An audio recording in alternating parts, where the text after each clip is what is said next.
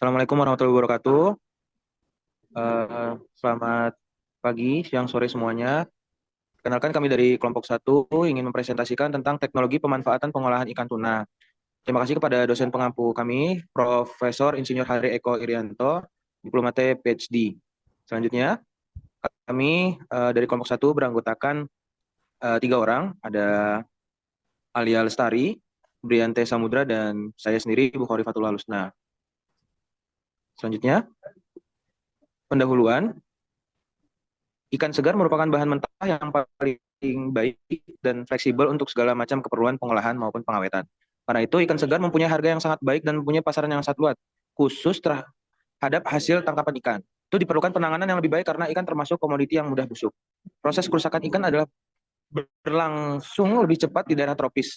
Karena suhu dan kelembapan harian yang tinggi, proses kemunduran mutu tersebut semakin dipercepat dengan cara penanganan dan penangkapan yang kurang baik, fasilitas sanitasi yang kurang memadai, serta terbatasnya sarana distribusi dan pemasaran. Selanjutnya,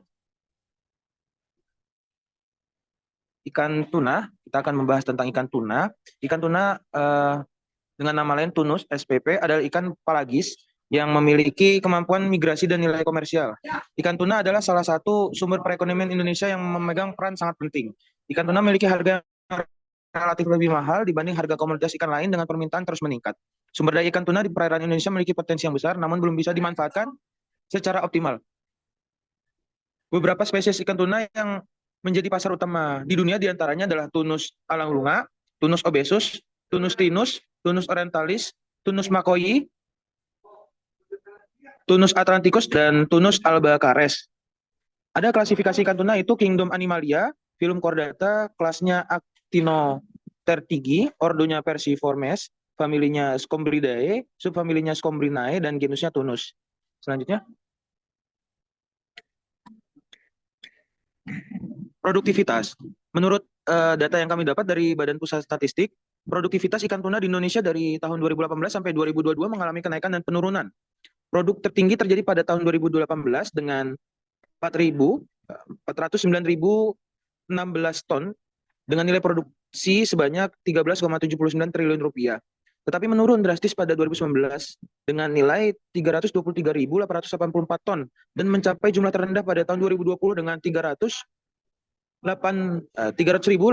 ton pada tahun 2021. Lalu produktivitas ikan tuna mulai meningkat lagi pada tahun selanjutnya di angka 359.143 ton dengan nilai produksi 12,27 triliun rupiah. Produksi ikan tuna sedikit menurun di tahun 2022 menjadi 355.350 ton, tetapi nilai produksinya meningkat menjadi 13,53 triliun rupiah. Selanjutnya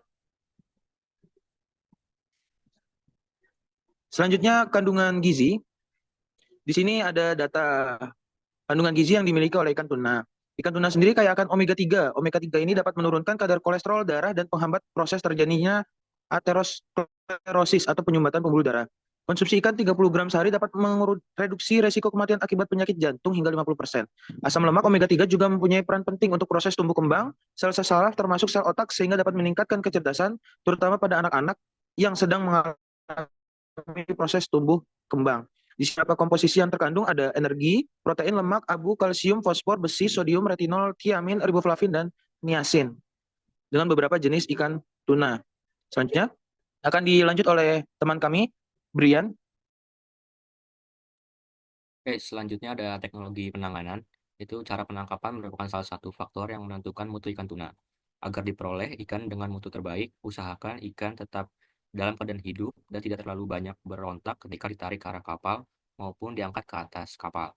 Bila hal ini dapat dilaksanakan, maka ikan tidak terlalu banyak mengalami stres, tidak mengeluarkan banyak energi, dan tidak mengalami rigor mortis. Berikut tahap-tahap penanganan ikan di kapal atau di laut. Yang pertama ada pengangkatan di air, itu gunakan papan peluncur licin untuk mengangkat ikan. Yang kedua itu ada ganco ikan di belakang atau di bawah insang, tergantung posisinya. Lalu ada yang B, pembunuhan dan pembuangan darah. Yang pertama ada tenangkan ikan dengan menutup matanya atau memukul kepala dengan palu karet. Lalu ada bunuh ikan dengan menusuk otak menggunakan paku pembunuh. Dan membuang darah dengan menusuk pisau di belakang sirip, dada, dan memotong urat nadi di ekor. Lalu ada yang C, penyiangan dengan cara potong sirip perut, punggung, dan dada dengan hati-hati. Lalu belah perut, keluarkan isi, potong usus di dubur, dan bersihkan darah dari rongga. Lalu ada putuskan sambungan insang, lalu potong kepala dan ekor ikan bila diperlukan. Dan yang terakhir, cuci ikan menggunakan sikat halus dan air dingin. Dan yang D, penyimpanan ikan di ruang penyimpanan di suhu rendah. Yang pertama tuh simpan ikan di ruang pendingin 0 derajat Celcius selama kurang lebih 3 jam sebelum pembekuan. Lalu kedua, susun ikan di palka dengan es curai tanpa menyentuh dinding sekat. Ekor menghadap lubang palka. Lalu yang terakhir, kumpulkan limbah seperti isi perut dan insang di tempat khusus, tidak dibuang ke laut. Proses ini memastikan kualitas ikan tetap terjaga hingga distribusi. Lalu selanjutnya ada teknologi pengolahan. Yang pertama ini ada produk berupa abon ikan tuna. Abon ikan tuna itu merupakan produk olahan hasil perikanan yang dibuat dari daging ikan atau olahan ikan yang diberi bumbu. Proses pengolahannya berupa ikan tuna, dilakukan pencucian pertama, lalu ada penyiangan, pencucian kedua, pengukusan di suhu kurang lebih 100 derajat Celcius selama 1 jam, lalu ada pencabikan, pencampuran, penggorengan di suhu kurang lebih 145 derajat Celcius selama 45 menit, lalu ada penirisan, pengemasan, dan jadi abon ikan tuna. Lalu selanjutnya ada ikan tuna kaleng. Ikan tuna kaleng ini didefinisikan sebagai potongan daging putih ikan tuna yang telah mengalami pemasakan pendahuluan dan dikalengkan dalam medium minyak atau air garam atau brine. Proses pengolahannya meliputi ikan tuna, itu ada pelelehan, lalu penyiangan, penyusunan dalam rak, pemasakan pendahuluan, pendinginan, pembuangan kepala dan kulit ikan, pembersihan daging, pemotongan daging, pengisian daging ke dalam kaleng, penambahan medium, penutupan kaleng, sterilisasi, pendinginan dan pemeraman kaleng, labelan, dan menjadi produk ikan tuna kaleng. Selanjutnya akan dilanjutkan oleh teman saya, Alia Lestari. Selanjutnya, di sini ada ikan tuna asap. Ikan tuna asap merupakan salah satu produk olahan dengan tujuan untuk mempertahankan mutu ikan secara tradisional.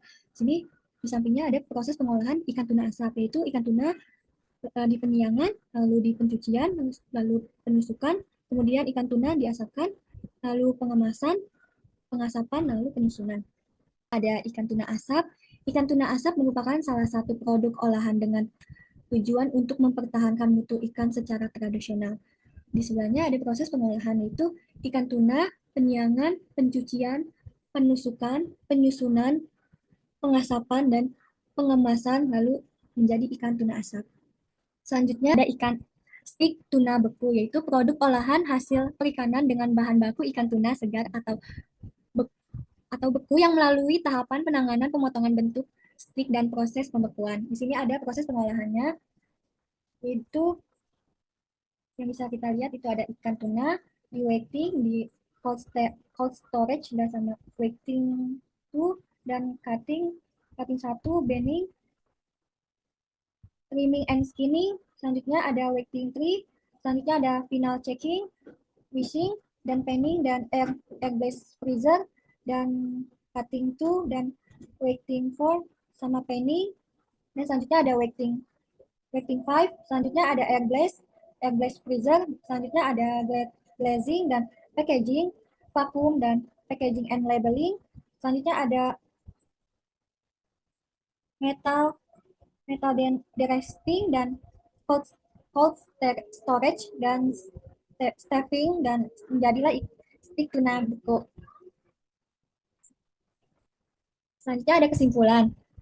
Pengolahan ikan tuna merupakan proses yang kompleks dan terstruktur yang melibatkan berbagai tahapan untuk memastikan kualitas dan keamanan produk akhir. Penanganan yang baik sangat penting untuk mencegah kerusakan, dan proses penyiangan yang efisien berpengaruh besar terhadap hasil akhir. Selain memberikan nilai tambah pada produk perikanan, pengolahan ikan tuna juga menciptakan peluang usaha dan meningkatkan perekonomian lokal serta mendukung keberlanjutan sumber daya perikanan.